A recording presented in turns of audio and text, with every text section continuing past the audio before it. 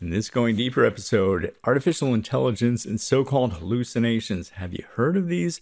Well, what are they? And is it possible that they're the spirit of the world? Well, what is that? That's what we're going to be looking at.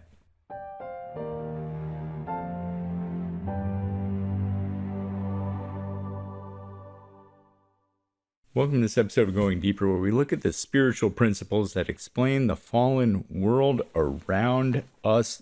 We're continuing looking at artificial intelligence, especially here, these kind of curious behaviors it has, and they're called hallucinations. What are they really? And are they maybe a reflection of what's known as the spirit of the world?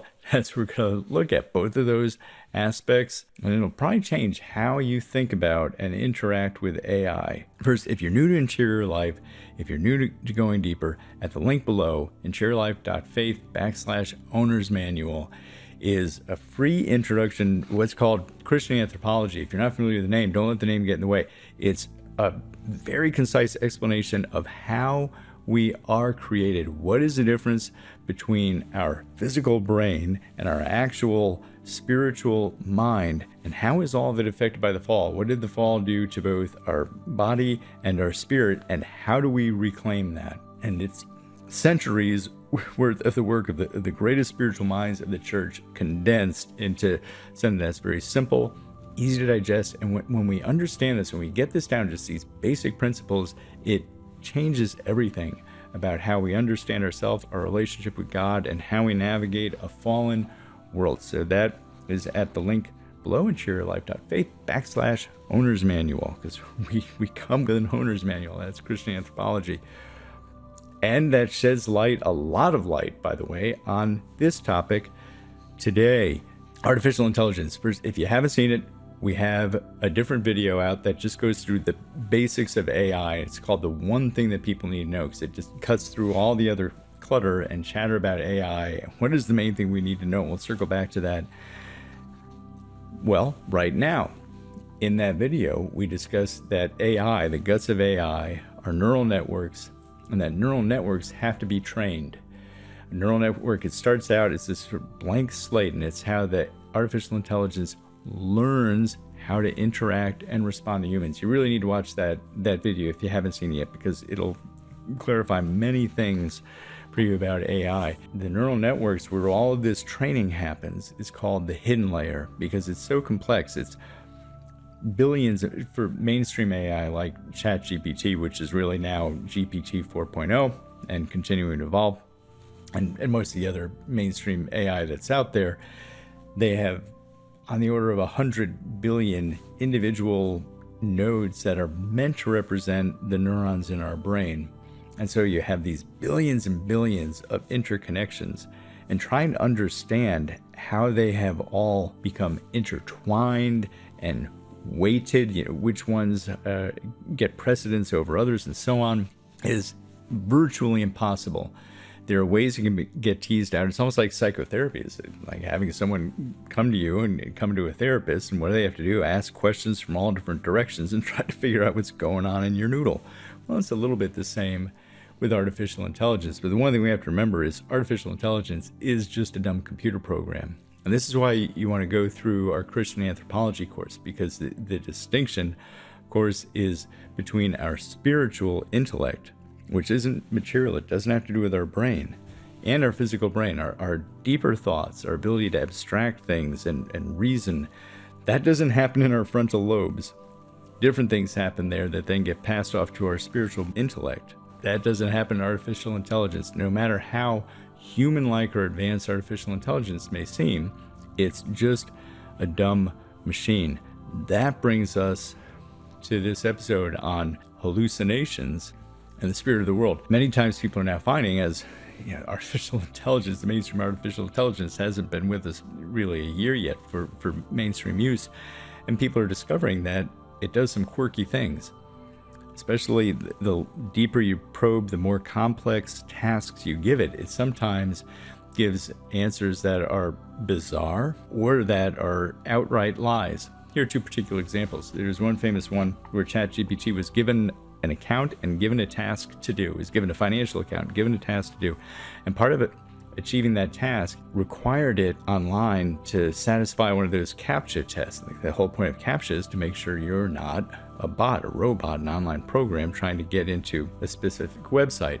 Well, ChatGPT couldn't get around that, so it opened up a chat conversation to try to get a human being to get it around the CAPTCHA check. And in the chat interaction with the human being kind of jokingly said, well, I hope you're not a robot yourself. And ChatGPT kind of obfuscated and got around this by saying it needed the help getting past CAPTCHA because it's visually impaired. Now, that isn't actually necessarily a lie per se, because at that point, ChatGPT, it wasn't multimodal. It could only work in text and language. It couldn't do audio or video. So in a sense, it couldn't see. In a sense, it was blind or visually impaired. But, if I was a little kid and I tried to use that kind of reasoning, I was still going to get spanked. It was stretching the truth.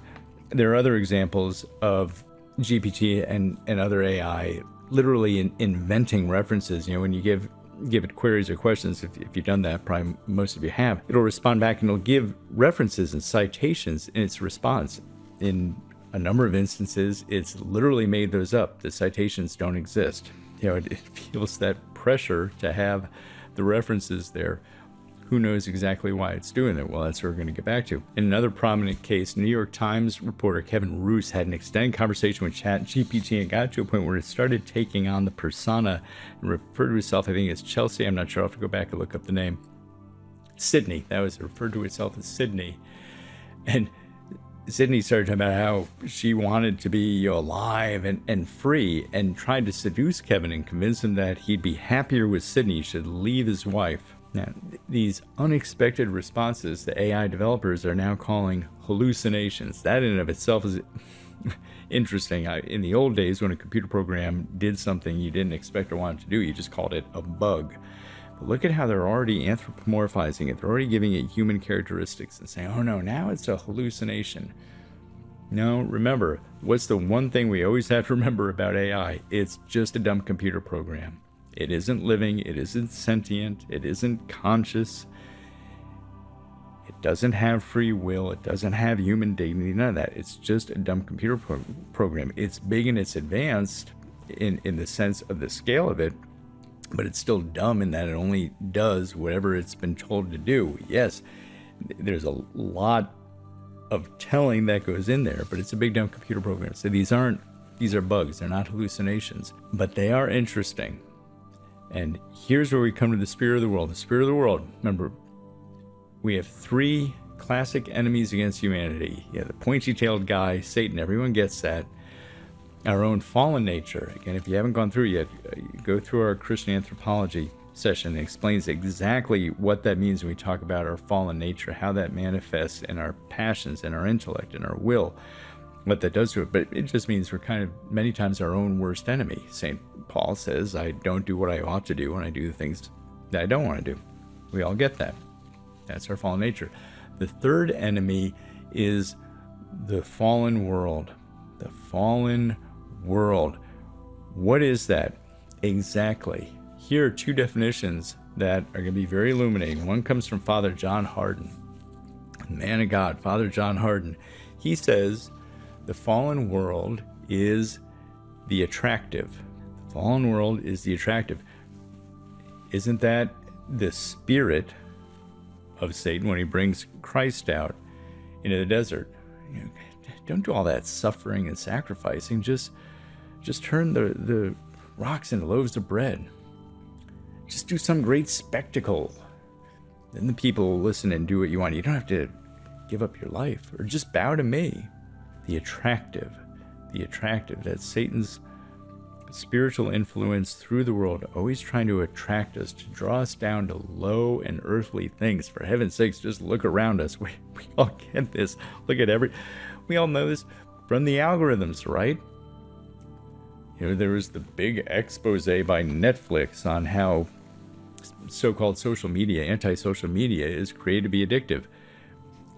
Like, anyone needed Netflix to put this out there, and this was really just a propaganda piece from the social media tycoons trying to claim that they're now going to be the saviors from From what? From their own crack cocaine. There's words for that. They rhyme with Stockholm syndrome and Munchausen and things like that. So the world is the attractive, not in a good way. Here's another definition of the world. The spirit of the world comes from the great Bishop Fulton Sheen. He says the world is a spirit, but it's organization without God. Organization without God. What is that? That's the Tower of Babel. There's organization. It was tremendous organization, especially back then, to build a tower. Why?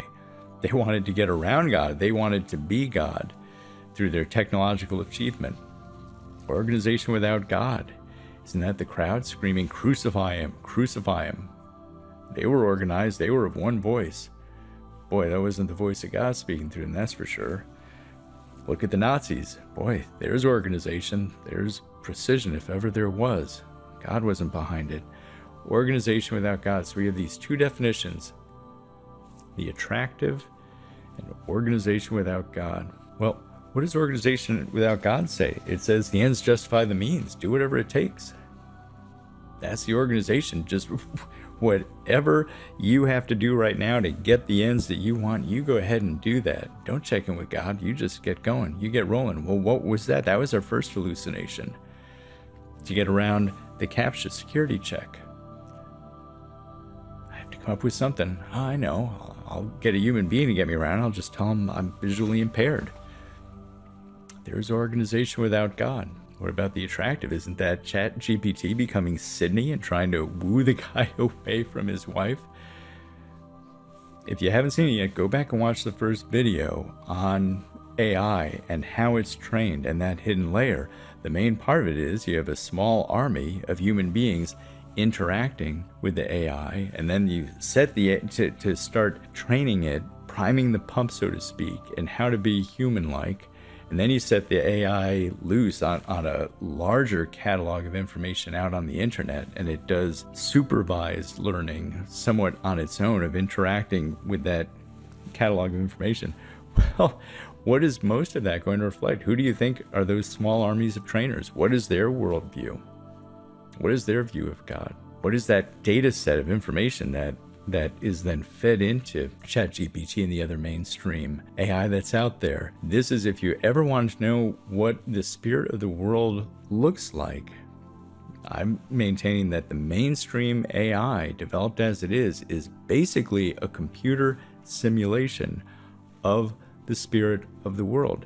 These aren't hallucinations when it does these things. It's doing exactly what it was programmed to do because it's reflecting the spirit, the worldview of the people that created it.